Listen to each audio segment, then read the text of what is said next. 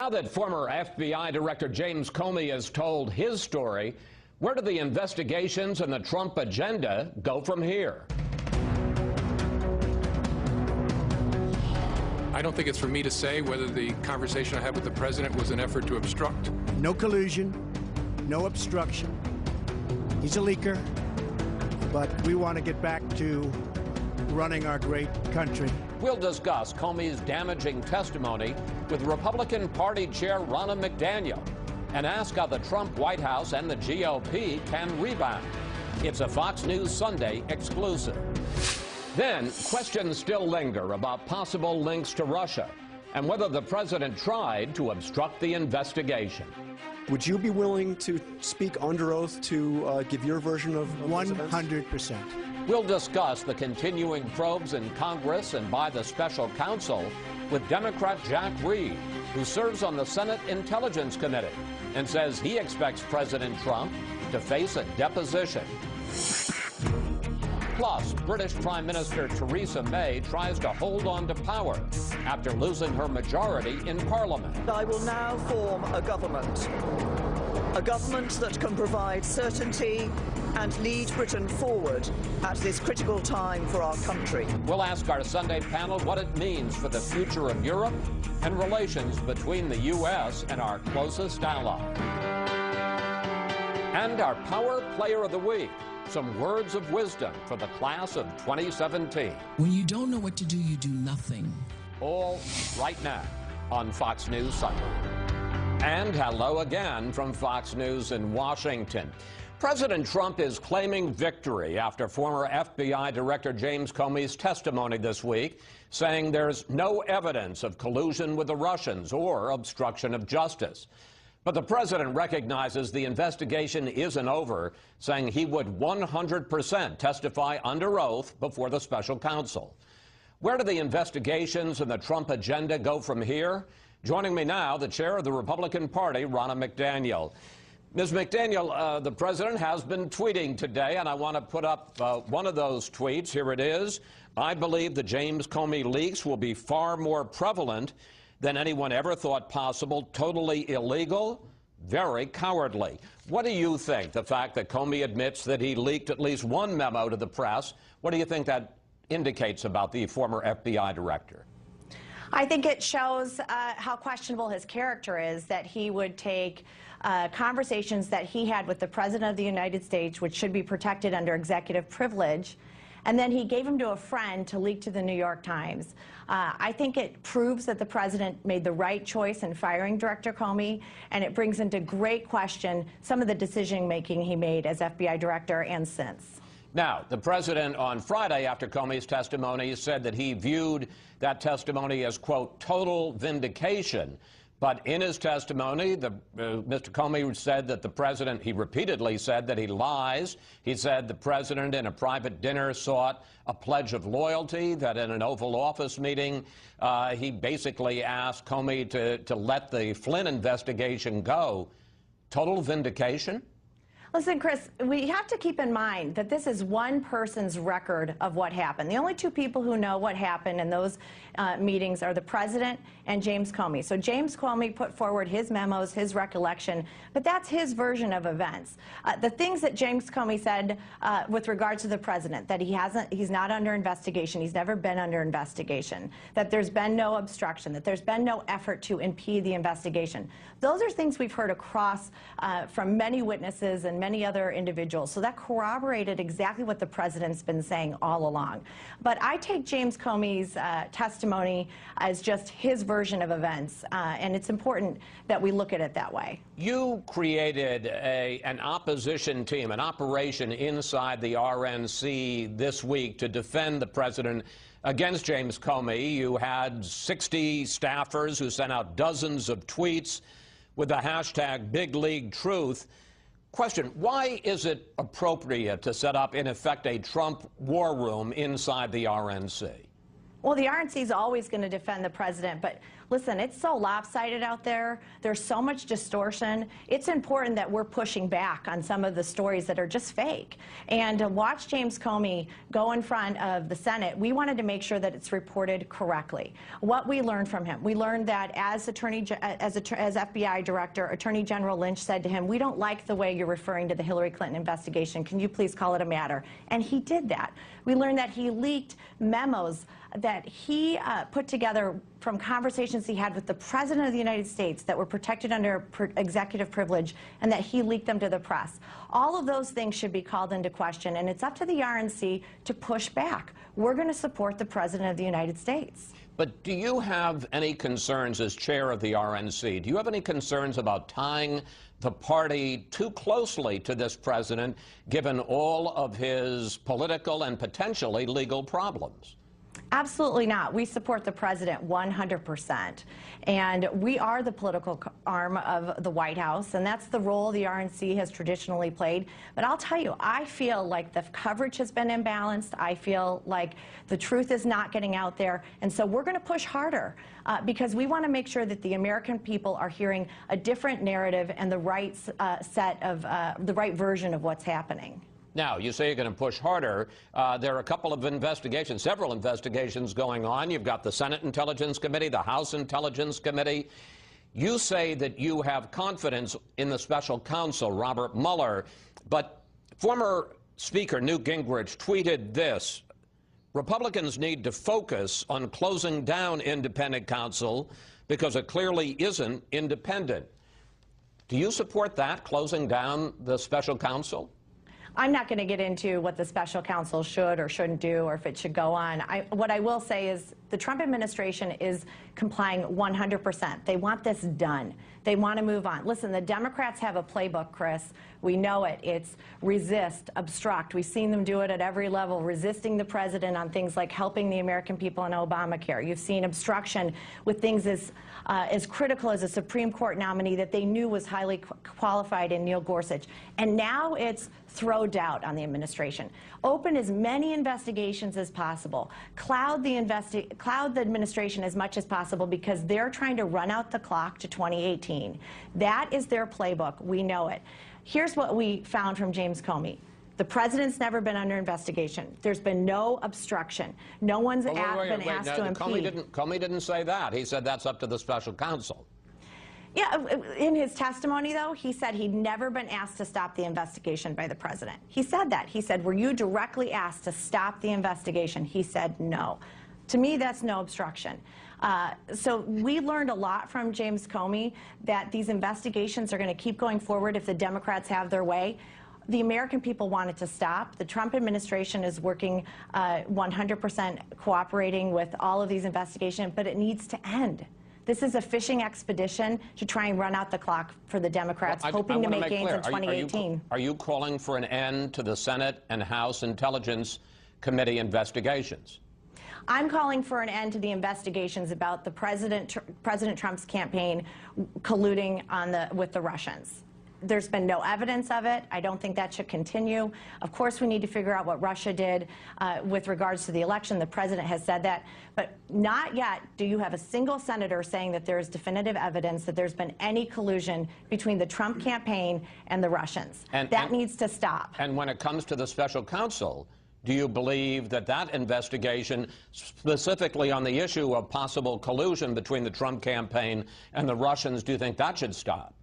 Well, that's going to run its course. We'll see what happens. I think it should end quickly. I want them to get to a final conclusion soon, because this needs to end. Nobody has come forward with any evidence that there's been collusion between the Trump campaign and the Russians, and it keeps persisting. So it's time to put an end to this. Let's let the special investigation take its course and end, but let's not keep finding ways to open new investigations. All right, let me, excuse me, ask you one question more about the special counsel.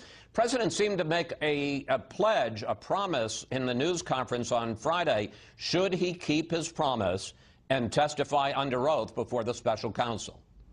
That's going to be up to the president and his legal counsel to determine that. But what it does signal is that the president is going to cooperate 100%. He wants this done. He's focused on the American people and helping make better health care and tax reform and national security. He wants this over with. This is a distraction. I'm going to get to the agenda in a second. One more question in this regard, though. Some Republicans are defending the president's actions as Comey laid them out, as others have laid them out, by saying that he basically doesn't know any better. Take a look. And no one has either informed him or he's been unwilling to be informed about why the sort of request like the one he made would be inappropriate. He's new at government, and so therefore I think that he's learning as he goes. Chairwoman McDaniel, do you buy that defense that if the president did anything inappropriate, it's because he's basically an amateur? Chris, I'm going to go back to, this was just James Comey's version of events. We don't know what happened in these conversations. That's his interpretation.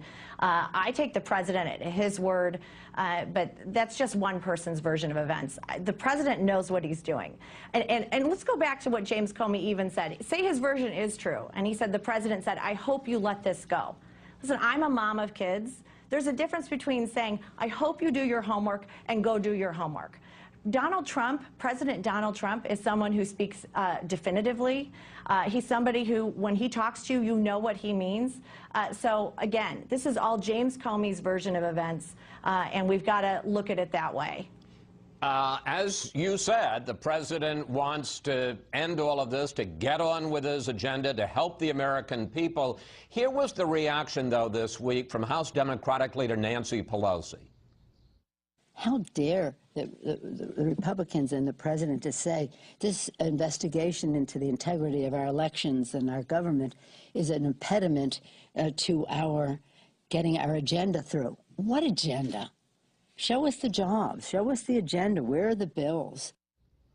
Doesn't Pelosi have a point? There's no tax reform bill that the White House has submitted. There's no infrastructure bill the White House has submitted. And Obamacare repeal and replace is tied up in the Senate. Well, President Trump has passed 37 laws in his first 5.5 months as president, more than any of the past 4 administrations. He has hit the ground running. Wait a second. I mean, we're talking about big legislative agendas. I'm sure there are a bunch of laws, but you know, his main legislative agendas: health care reform, tax reform, infrastructure. The only one that's even passed one house is health care reform. You've got a majority, a Republican majority in the House and Senate under budget reconciliation. You could pass them without any Democratic support. Why haven't you? Well, let's go back. 37 laws, deregulation.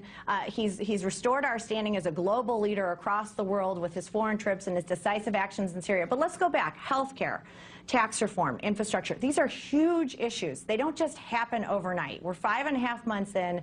The House has already passed a repeal and replace of Obamacare. We're going to continue to work at that. But this just doesn't quickly happen. And Republicans are doing it the right way. We're going back into our districts. We're talking to constituents. We're having a diverse discussion. We're making sure that when we do it right. Because we recognize the failures of Obamacare, passing 30,000 pages of legislation quickly, ramming it through without anybody looking at it. Now look at what it's done across this country. It is failing. You have insurers pulling out of marketplaces. You have people whose premiums have doubled. If we're going to fix this, we have to make sure we do it right and not rush it through. All right. 5.5 months is pretty early to have all those things done, and we're making very strong progress. The president is laser focused on helping the American people. Final question. I got less than a minute left. Quinnipiac came out this week with a new poll, and let's take a look at that. Mr. Trump's approval now stands at 34%, disapproval at 57%. That's the lowest we can find for any president this early in his first term. Isn't the president at this point a drag on Republicans and your agenda? Absolutely not. You look at the Montana special election with Greg Gianforte, who had lost in November running for governor by 4 points. He wrapped himself around the president. He had Donald Trump Jr. in there, and he won by 7 in a state with a Democrat governor and a Democrat senator. The president resonates with our base. He has faced more obstruction, more resistance, and more negative media than any president in our history. But he's going to keep laser focused on policies that help the American people, and you're going to see all those numbers rebound as they start to feel that in their everyday lives. Chairwoman McDaniel, thank you. Thanks for your time this weekend. Please come back. Thanks for having me. Will do. Up next, we'll get reaction from Democratic Senator Jack Reed, who's calling for the president to tell his side of the story under oath. The busy harbor in Newport, Rhode Island. That looks familiar to you, doesn't it? It does, Chris. President Trump says he would be glad to testify under oath to dispute James Comey's account of their meetings. Now the question is, will he?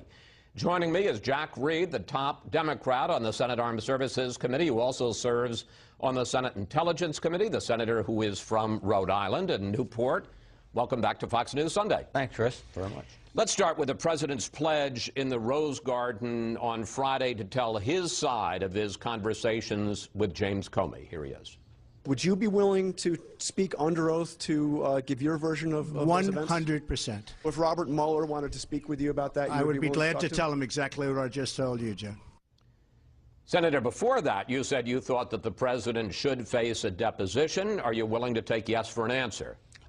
Indeed, I am, but the deposition is not just about his conversations with Mr. Comey.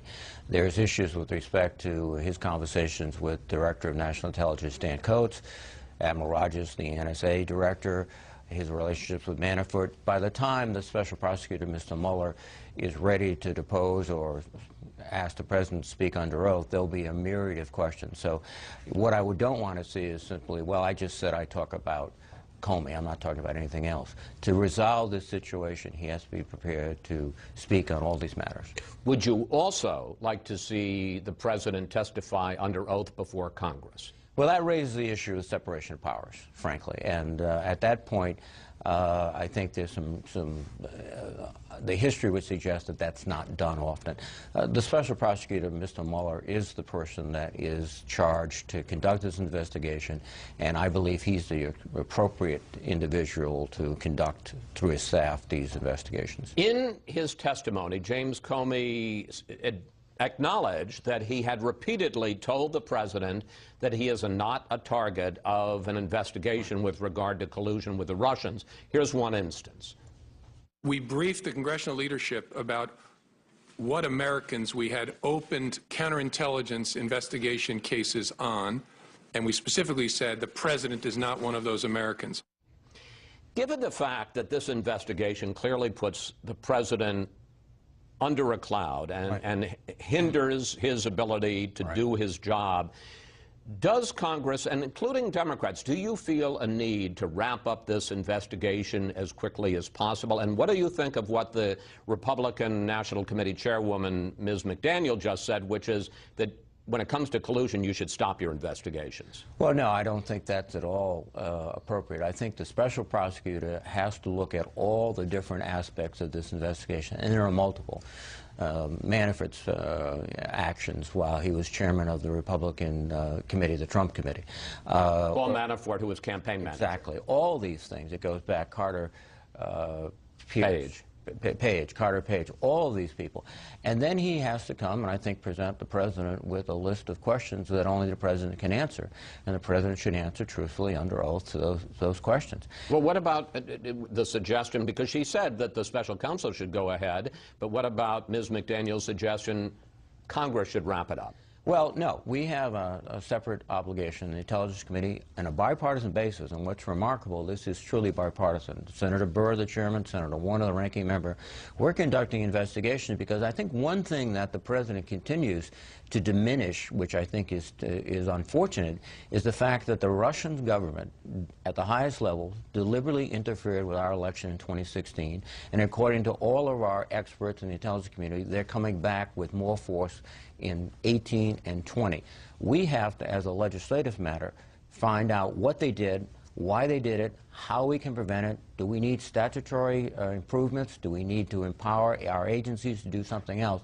So we have a separate mission, in addition to finding out what went on, is how do we fix it? But forgive me, Senator, I mean, I watched all 3 hours of the hearing. Right. There was precious little talk about what the Russians did. It was all about President Trump. Well, it was about President Trump, but Director Comey made several points very emphatically that we should understand that this attack, this hostile action by the Russians was unprecedented, that it continues, and that one of the reasons that he was so conscious of conducting this investigation was not to sort of look back and appropriately charge people who may have done something wrong, but that he is also looking forward to what could happen and what will likely happen in 18 and in 20. He said that repeatedly. You also heard this week from Admiral Mike Rogers, who's the head of the National Security Agency. Here he is. I have never been directed to do anything I believe to be illegal, immoral, unethical, or inappropriate. And to the best of my recollection, during that same period of service, I do not recall ever feeling pressured to do so. Again, as we sit here today, do you have any evidence of the President Trump being involved in collusion with the Russians or being engaged in an obstruction of justice? There are questions that have been raised about the involvement of his campaign. There have been questions raised about his contact with Admiral Rogers. Admiral Rogers refused, as did Director of National Intelligence Coach, to say if he was asked by the President to in any way exonerate them. And well, wait a minute, though. He did say, I mean, you just heard, I've never been directed to do anything illegal, immoral, unethical, or inappropriate. I've never been directed, but I think what we saw there was two individuals who were very uncomfortable answering. And ultimately, when I asked them, were you asked? And Senator King repeatedly asked the same question. They refused to answer. And the obvious point that I made was, if you were never asked, then it would be very easy and almost reflexive to say, no, I was never asked. They wouldn't do that. They couldn't do that. So there's a whole series of issues about the President's conduct. Does it constitute a pattern of trying to get pressure relieved off of this investigation? And the President himself, when he met with the Russian foreign minister, declared that, you know, first of all, I got rid of that crazy nut job Mueller, Comey. And I think, frankly, Mr. Comey demonstrated he's not a crazy nut job. Second, he said the Russian investigation, the pressure's off now, et cetera. And that's the Russian foreign minister, as well as leaking other classified intelligence information at that meeting. So the President himself has declared that his purpose was to somehow throttle this investigation into Russian participation. All the things add up to a very serious set of potential charges, perhaps not against the President, but certainly against individuals surrounding him. All right, well, let's talk about one of those individuals. Attorney General Sessions testifies before Senate Intelligence on Tuesday. You'll be there in the panel. What do you want to hear from him? Well, first, there's a question of his participation in the firing of Director Comey. He had already recused himself, and then suddenly he is the one apparently recommending to the President that Comey be fired, and the President, as he indicated, declared it was all about the Russian investigation. So there's a real question of the propriety of the Attorney General participating in that in any way, shape, or form. Then there's been allegations publicly of meetings that go beyond the meetings that he's already declared he had with representatives of the Russian government. That'll come up. Well, let me ask about that. Do you have any evidence that he met? There are 2 times now that he's on the record as having said he met with Russian Ambassador Sergei Kislyak. Do you have any evidence that he met with them another time? It's an open question. I think it's also one of those questions that, because of some of the classifying reports, it's inappropriate to comment upon it. Former National Security Advisor Michael Flynn has been a special focus of this investigation. He held repeated meetings with the Russians. He's the one that the President allegedly told Comey to go easy on. How important is Flynn to this investigation? Well, I think at this point he's one of the key figures. He was involved, apparently, from reports that have not been refuted, with contacts with the Russians. The question, again, it goes back to why the questioning of the President will not be restricted and discreet to the Comey situation.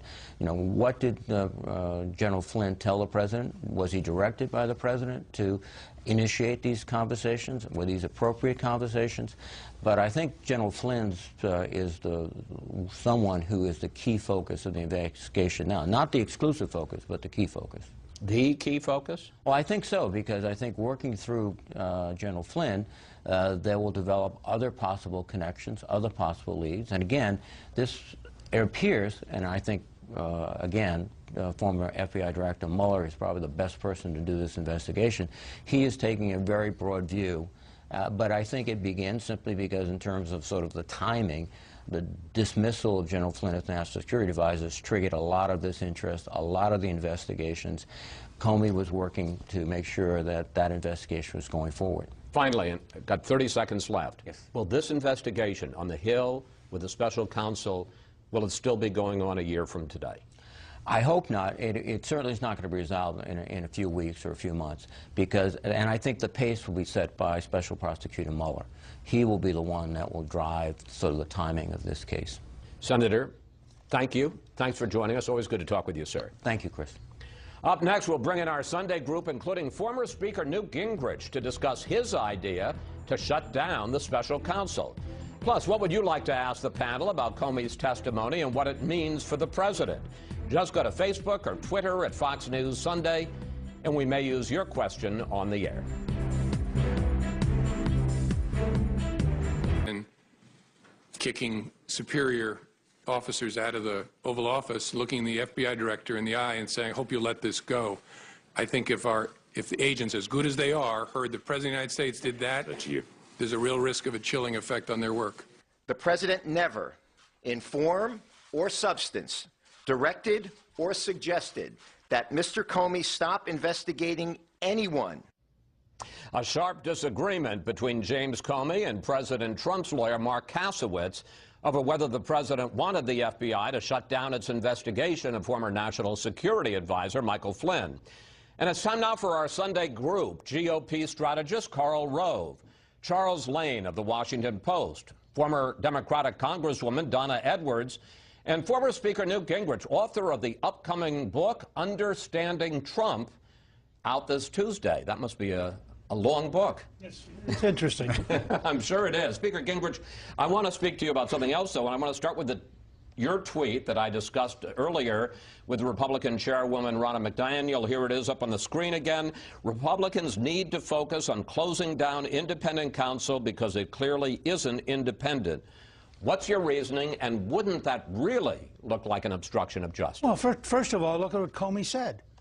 Comey said, I deliberately leaked through an intermediary to create this counsel, who happens to be one of his closest friends. Then look at who Mueller's starting to hire. I mean, these are people that, frankly, look to me like they're setting up to go after Trump. They're including people, by the way, who have been reprimanded for hiding from the defense information in 2 major cases. I think this is going to be a witch hunt. I think that Comey himself, by his own testimony, tainted this particular process. You have a director of the FBI deliberately leaking in order to create a special counsel who we're now supposed to believe is going to be this neutral figure. I think that's just nonsense. Let me bring you in, Congresswoman Edwards, and let's go back, as the Speaker suggested, to James Comey's testimony about one of his leaks. Here he is. I asked a friend of mine to share the content of the memo with a reporter. Didn't do it myself for a variety of reasons, but I asked him to because I thought that might prompt the appointment of a special counsel. Comey says he set the special prosecutor process in motion.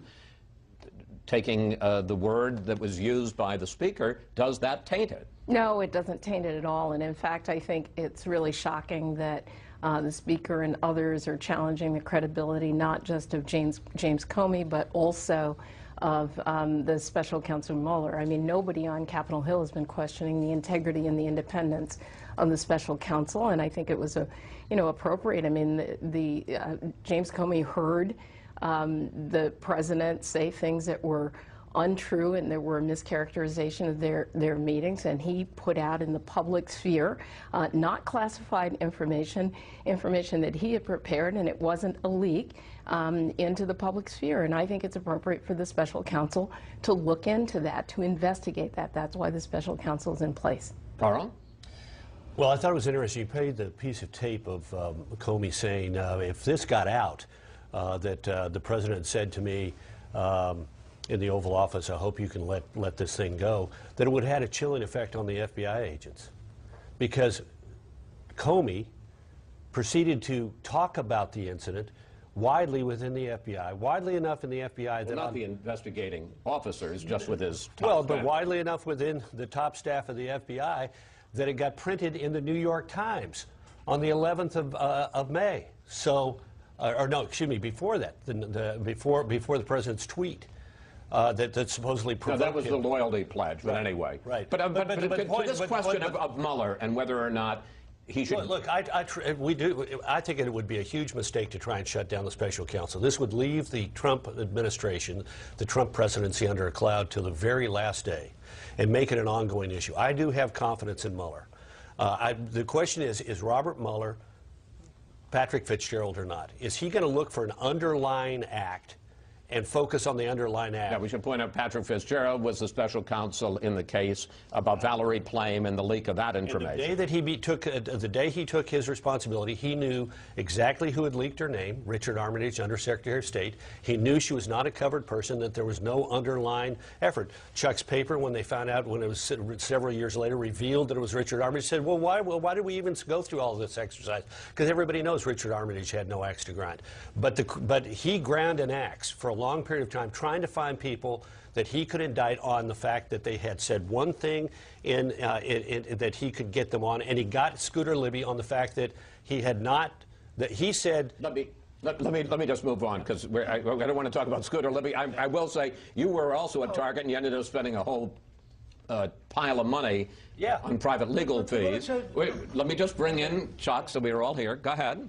Well, this gets really, really complicated. Well, let's keep it simple. Should Robert Mueller be able to, should he stay on or should he be shut down? Of course. Of course he should stay on. And honestly, if the Republicans are thinking about their own best political interests, that's what they'd want, for two reasons. He's widely regarded, notwithstanding what we just heard here, by Republicans and Democrats on the Hill as an honest broker in this affair. Secondly, it gives it a channel for all the discussion and all the investigation to go through one pipeline instead of 50 different committees and 50 different leaks. It's actually in the Republicans' own, the president's own interest to have it go through this process. But look, let's look at the big picture here. I'm not in any position to say whether a particular crime or impeachable offense occurred. But what I am, and I think we're all in a position to say after this testimony of the last week, the President of the United States did something terribly inappropriate. He misused his authority by engaging in that kind of meeting and that kind of conversation with Jim Comey under those circumstances. And backhandedly, Paul Ryan is admitting it by saying, in effect, this is what a person who doesn't understand government would do. And that, all by itself, ought to be a source of great concern. Presidents often do stupid things, but this is not obstruction of justice. This is not illegal. He is the head of the executive branch. I didn't say it was. I specifically said I don't know whether it is. He's the head of the executive branch. He could have directed him to end the investigation. He could have pardoned Mike Flynn, actually. He could have pardoned Mike Flynn, but he could have directed him to end the investigation, and it still would have been appropriate. He would have had a huge political price to pay, but he's the head of the executive branch of government. We once had an FBI director who thought he did not report and was independent of any authority. His name was J. Edgar Hoover. And I would respect the president a lot more if he'd stood up and, in an accountable way, called a press conference and said, I'm pardoning Mike Flynn, but this is over. What defies that is that the President of the United States asked everyone else to leave the room, and so this idea that he's somehow naive and doesn't understand what's going on, the President has, a lot of experience with litigation and with the law. And so I think he did understand what was going on. He asked those other people to leave the room so that he could have an independent conversation with the FBI director. I just, if you'll put up with me a second, I want to go back to what Carl said.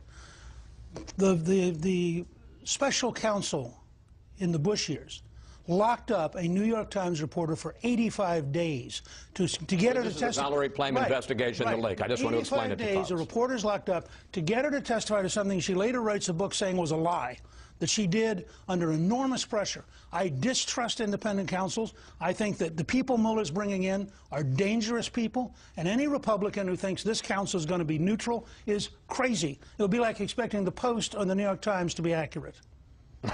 Well, you've kind of taken the Uzi out and shot at everybody here. Who wants to? You want to take offense first? Well, look, my point is this. The die is cast. If the president, I think Chuck is right. Look, I don't see anything here that a reasonable person would say was in violation of the law. The president did not obstruct justice. The president did something that was inappropriate but not illegal. In fact, it is legal. It is the president of the United States could direct him to end the investigation, and he's within his authority as the president of the United States. And he did not. In fact, he said, I hope you go find out what those satellites Manafort, Carter Page, and others were doing. So I say the die is cast. I agree with Chuck. The president ought to now restrain himself. He and his people ought to restrain themselves. They ought to keep it in this silo. Okay, one last thing. The president says he is happy to testify under oath to the special counsel that you say is engaging in a witch hunt. Well, I think sooner or later he was going to be asked to testify under oath, and I don't think he's giving up much in terms of special counsel, because that was going to happen. Panel, we have to take a break here. When we come back, British Prime Minister Theresa May tries to hold on to power after losing her majority in Parliament. How will this affect Brexit and relations with the U.S.? That's next. Certainty. And having secured the largest number of votes and the greatest number of seats in the general election, it is clear that only the Conservative and Unionist Party has the legitimacy and ability to provide that certainty. Prime Minister Theresa May trying to hold on to her job after a stunning setback in this week's British elections. And we're back now with the panel. Well, Speaker Gingrich, what do you think the surprise election results mean for Britain, for Europe, and for the U.S.? Well, it means a lot of instability, I think, particularly from her standpoint, because I think she's very shaky at staying in power. May well have a contest in the next few weeks. I think equally important is the vote today for Macron, who has done an astonishing job of building a party in France and has a real chance. The French president. The French president has a real chance of winning control of the French Parliament in a way that is almost unimaginable. Created a party in 15 months and has competitors, I think, in 525 of the 555 seats. So you have two different stable positions developing. Ironically, the French may turn out to be stable, and the British may turn out to be unstable. And it was both a bad campaign on their part, and I think a big miscalculation, because it turned out that the United Kingdom Independent Party voters, once they got Brexit, reverted to being Labour Party voters. And went back to their natural party base. I think nobody in the Conservative Party thought that would happen. Carl, I want to pick up on Brexit because the Brits were supposed to start formal negotiations with the European Union, which are going to take a couple of years, but on the exit and the terms of the exit from the European Union, Brexit, and now that's kind of up for grabs, isn't it? Oh, yeah, absolutely. In fact, look, I happened to be flying into London the morning after the Brexit vote. And as we got off the plane, every Brit on the plane turned on their phone to get the news. And there was a guy who I'd been sitting near who was working in the financial services industry, immediately began swearing at older Britons. He said if we hadn't let those senior buggers vote, we would have won, because under 35-year-olds voted overwhelmingly to remain. Well, this time around, they had their revenge. The young, particularly those with college degrees, turned out in a much higher number, and they voted for not conservative in order to thereby soften. May had said, I will have a hard exit if you re-elect the Conservatives, and so they voted not for the Conservatives in order to give a soft exit to Brexit, and they got their revenge. So to give you a sense of Karl Rove, there's something he very much wants to say. Go ahead. Well, look, I was watching the election returns, and we've got to establish this tradition in the United States. We talk about Texas 1 and Congressional District 1 and California District 35. They brought in returns from Bassenstrok, and then Dumfries Shire.